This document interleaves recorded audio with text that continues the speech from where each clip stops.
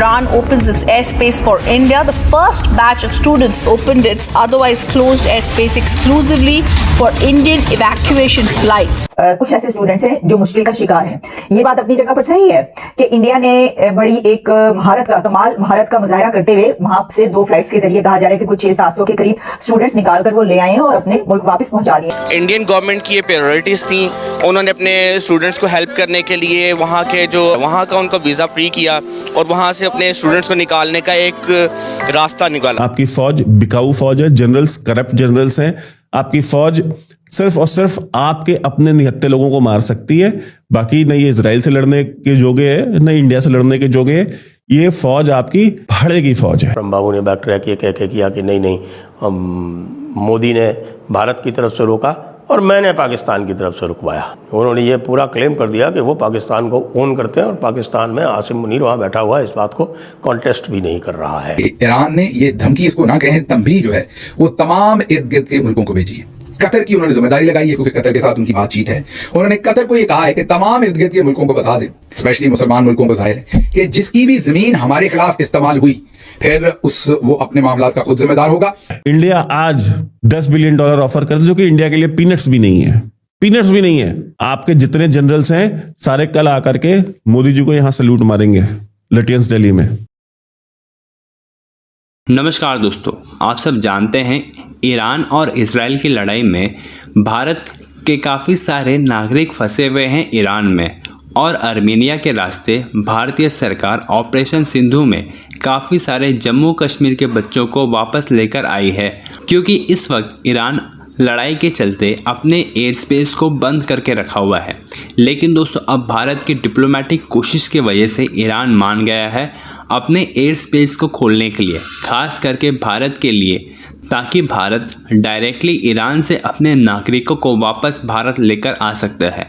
आप सब जानते हैं हमारे फॉरेन मिनिस्टर एस जयशंकर के डिप्लोमेसी के बारे में, जहां पर वे भारत के इंटरेस्ट में जो बात है उसे सबसे सामने रखते हैं और किसी भी देश को अपना ये बात मनवा भी लेते हैं और हर देश भारत की मदद के लिए आ जाता है। इसी तरह से दोस्तों अब इस लड़ाई के बावजूद भी ईरान खास करके भारत के लिए अपने एयर स्पेस को खोल रहा है।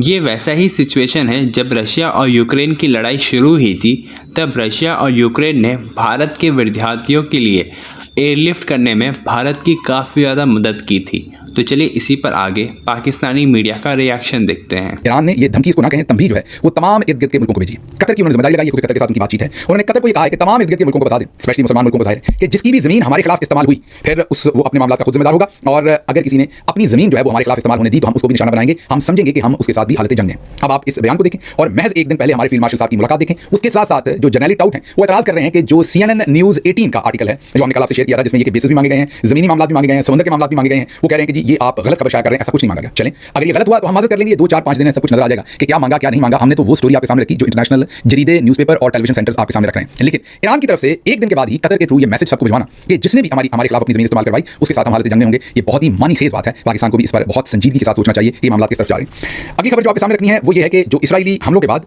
और फिर जो ईरान का बड़ा भरपूर जवाब भी है, दोनों के भरपूर एक दूसरे के ऊपर। उसके बाद ट्रंप के जो नुमाइंदा खुसूसी हैं, उनका नाम विटकॉफ है, मिस्टर विटकॉफ, उन्होंने ईरानी वज़ीर ख़ारजा अब्बास अरागची से मुतअद्दिद राब्ते किए हैं। विटकॉफ ने मुज़ाकरात और सफारती हल की पेशकश की है। ईरानी वज़ीर ख़ारजा जो मिस्टर अरागची हैं उन्होंने आगे से इनकार कर दिया। भाड़े की फौज है आपकी कोई दीन की फौज नहीं, कोई इस्लाम की फौज नहीं। आपका बम कोई इस्लामी बम नहीं। अगर तुम्हारा बम इस्लामी बम है तो कब यूज होगा ये बताओ, कब यूज होगा? पूरे ईरान के अंदर घुस करके मार रहे हैं, कब यूज होगा वो? तो आपका बम भी कोई इस्लामिक बम नहीं है।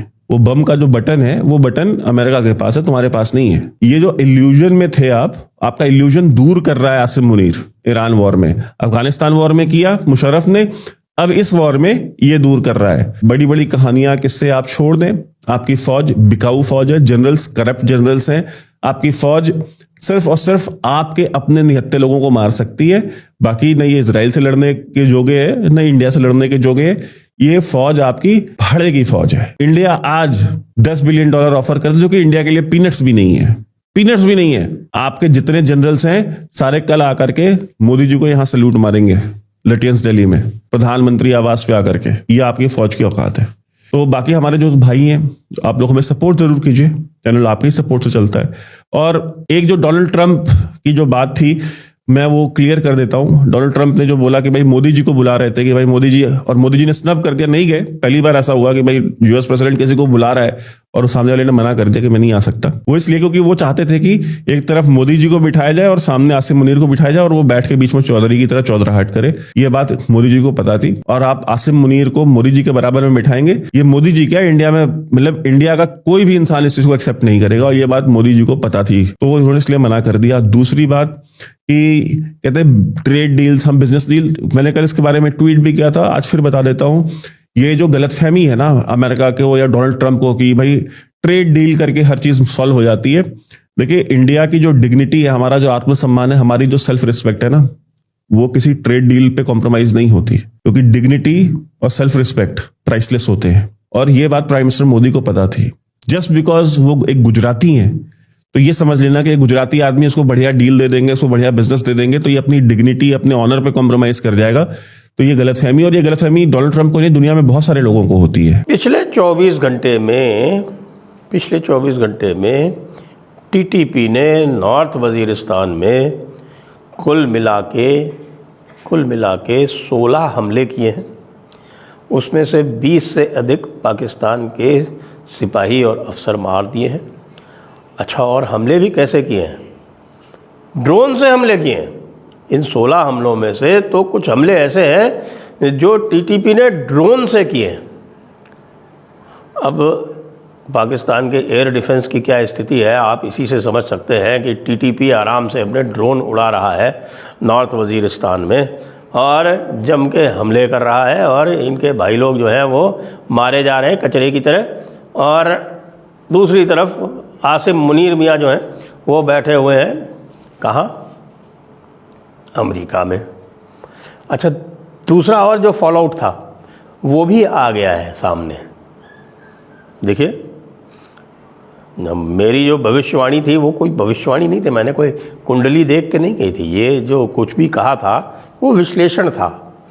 कुछ लोग अपने विश्लेषण को भविष्यवाणी बता देते हैं, लेकिन मेरा विश्लेषण था और वो पूरी की पूरी तरह जो स्थिति है उसको आकलन करके ये कहा गया था।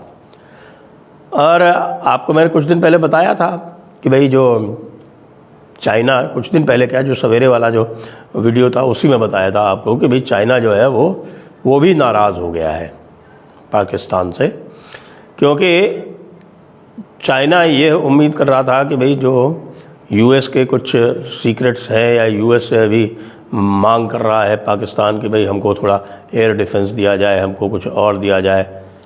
यूएस इस पर जो है वो कह तो रहा है ऊपर से, आपको पता है ट्रंप की बात का कोई भरोसा नहीं है। ट्रंप की बात का मजाक पाकिस्तान में स्वयं लोग उड़ा रहे हैं। उनके जो जर्नलिस्ट हैं वो चैनल्स पर जाकर और यूट्यूब पे जाकर ये कह रहे हैं कि भाई ये ट्रंप जो है वो दिन में 4 बार बात बदलता है, और ये अगर आज ये कह भी दे कि साहब हम आपको मॉडर्न वेपनरी दे देंगे, इसका क्या भरोसा है।